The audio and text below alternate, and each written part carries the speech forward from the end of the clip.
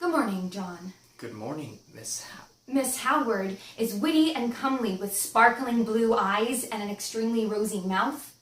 Every word is true. Her father was childhood friends with Commissioner Roosevelt, although the intimacy of their working quarters was called into question. It was a society feature, Miss Howard. What do you expect me to draw? Something that illustrates that a year ago the idea of a woman working at the police headquarters was unthinkable. Miss Sarah Howard, this is Dr. Lazaro Chrysler. Dr. Chrysler, Roosevelt, and I were at Harvard together. It's a pleasure to meet you. I believe I've read a great deal about you. A pleasure to know you can read. We're here to see the commissioner. Of course. One moment, please. You have lost your senses. They're only coroner's reports, Miss Howard. No one has to know. I would. And I would be betraying the trust of my commissioner. I'm as loyal to him as you are, but you heard their conversation. All I heard was my employer saying that he wanted nothing to do with your doctor friend. And why would he send you on this vain errand anyway? I imagine he thought our friendship might count for something. You're right. Can I phrase it alternatively?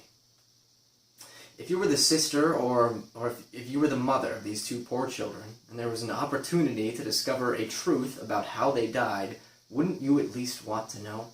Even if you had to steal the documents to let someone study them. Feeble attempt at emotional manipulation, Mr. Moore. The request is still unethical. These reports, and even if you say that Dr. Chrysler would use them to establish a link between their deaths and the current case, it would only serve to gain notoriety for his theories. Oh, that is not the intent. It is simply to discover the truth. And he will advertise these discoveries? Only to Roosevelt directly.